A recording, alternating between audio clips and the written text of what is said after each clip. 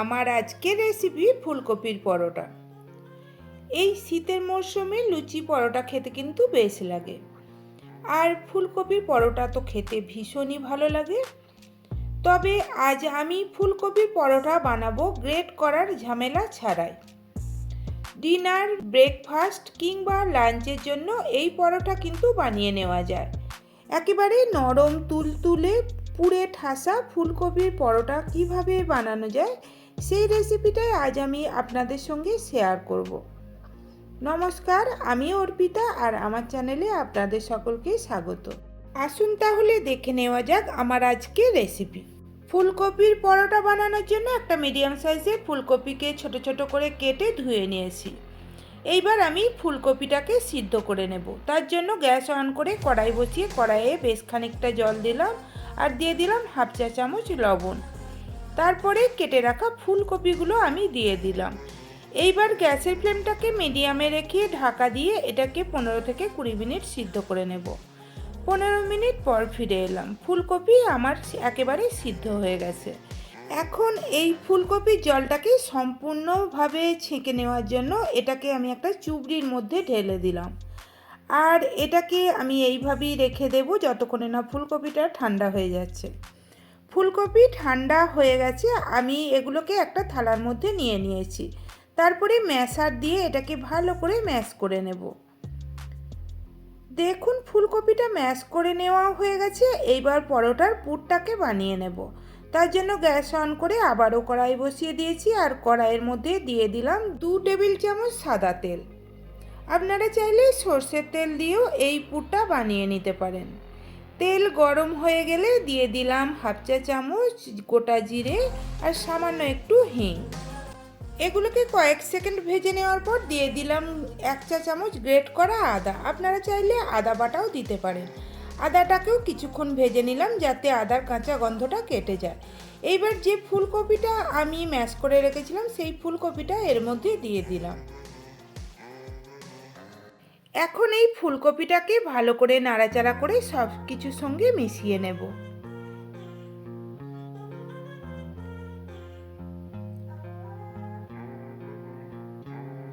এইভাবে কিছুক্ষণ নাড়াচাড়া করে নেওয়ার পর দিয়ে দিলাম হাফ চা চামচ হলুদ গুঁড়ো, 1 চা চামচ জিরে গুঁড়ো, 1 চা চামচ ধনে গুঁড়ো, আর দিয়ে দিলাম হাফ চা চামচ বিট নুন। আপনারা চাইলে সাদা নুনও দিতে পারেন, তবে বিট নুন দিলে খেতে বেশি ভালো হয়। আর দিয়ে দিলাম 8-10টা কাঁচা লঙ্কার কুচি। তারপরে আবারও সব কিছুকে ফুলকপিটার সঙ্গে মিশিয়ে নেব। আবারও সব কিছুকে ভালো করে ফুলকপিটার সাথে মিশিয়ে নিয়েছি। এবার আমি এর মধ্যে দিয়ে দিলাম 1 চা চামচ চিনি। চিনিটা অবশ্যই করে দেওয়ার চেষ্টা করবেন টেস্টে ব্যালেন্স আনার জন্য। তারপরে দিয়ে দিলাম 1 চা চামচ আমচুর পাউডার। আমচুর পাউডার দিলে পুরটায় একটা টক ভাব আসে, যেটার জন্য ফুলকপি পরোটাটা খেতে ভীষণ ভালো লাগে। তবে আমচুর পাউডার না থাকলে আপনারা পাতিলেবুর রসও দিতে পারেন। তারপরে আমি এই পুরের মধ্যে দিয়ে দিলাম কিছু ধনেপাতা কুচি। এখন আবারও সব কিছুকে ভালো করে মিশিয়ে নেওয়ার পর মিডিয়াম ফ্লেমে কন্টিনিউ নাড়াচাড়া করে এটাকে একেবারে শুকনো শুকনো করে নিতে হবে।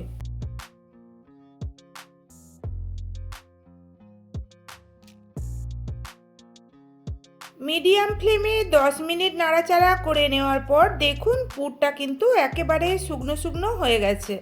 আমি গ্যাস অফ করে দিলাম। তারপরে এই পুরটাকে আমি একটা আলাদা পাত্রে নামিয়ে নিলাম। নামিয়ে নেওয়ার পরে এটাকে সম্পূর্ণ ঠান্ডা করে নেব। অপরদিকে একটা বড় বোলের মধ্যে নিয়ে নিয়েছি 300 গ্রাম আটা। আপনারা চাইলে ময়দা দিয়েও কিন্তু এই পরোটা বানিয়ে নিতে পারেন। দিয়ে দিলাম হাফ চা চামচ লবণ। তারপরে লবণটাকে ভালো করে আটাটার সঙ্গে মিশিয়ে নেওয়ার পর দিয়ে দিলাম 2 টেবিল চামচ সাদা তেল। তবে ময়দা নিলে কিন্তু সাদা তেলটা 3 থেকে 4 টেবিল চামচ দেবেন। সাদা তেলটাকে আটার সঙ্গে ভালো করে মাখিয়ে নিলাম। এইবার অল্প অল্প করে জল দিয়ে একটা সফট ডো আমি বানিয়ে নেব।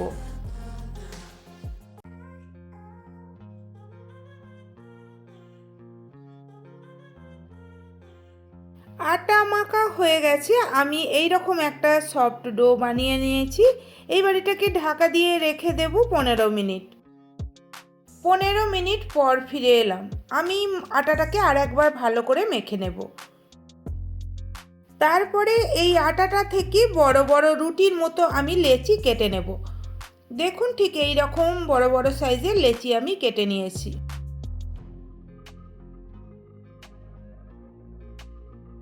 সব কটা লেচি কেটে নেওয়া হয়ে গেছে। এবার দু হাতে তালু দিয়ে এগুলোকে একটু গোল গোল করে পাকিয়ে নেব। ঠিক আমরা রুটির লেচিকে যেইভাবে গোল গোল করে পাকিয়ে থাকি। দেখুন লেচিগুলোকে গোল করে পাকিয়ে নেওয়া হয়ে গেছে। এইবার আমি পরোটার পুরটা ভরে নেব।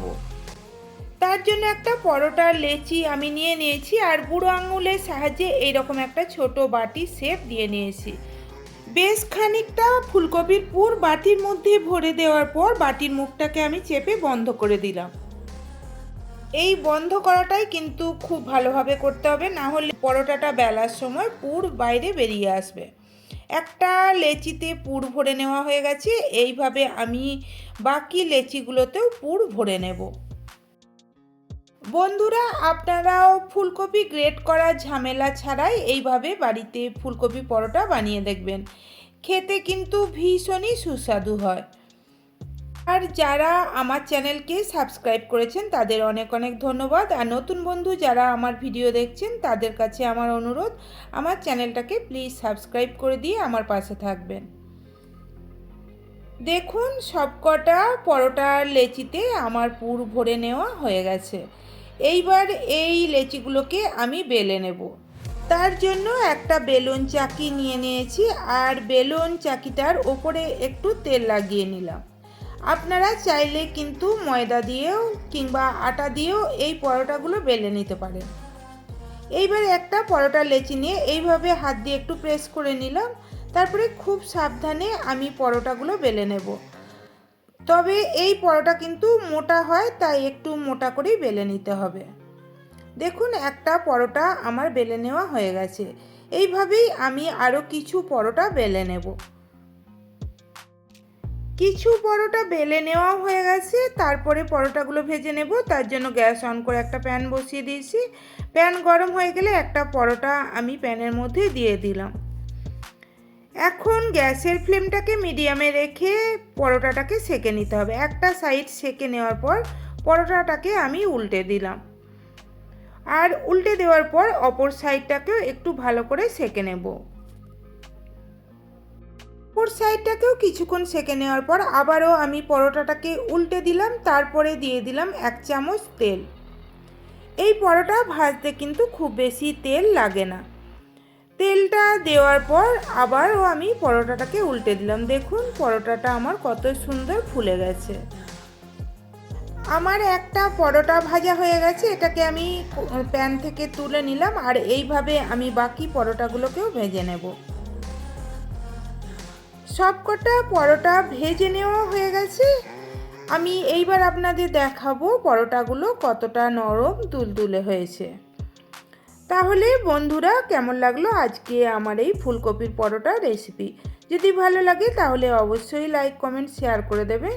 আর আমার চ্যানেলটা প্লিজ সাবস্ক্রাইব করে দিয়ে পাশে থাকা বেল নোটিফিকেশান অল করে রাখবেন, যাতে আমি ভিডিও আপলোড দেওয়ার সাথে সাথেই নোটিফিকেশান আপনাদের কাছে পৌঁছে যায়। সবাই ভালো থাকবেন, সুস্থ থাকবেন। ধন্যবাদ।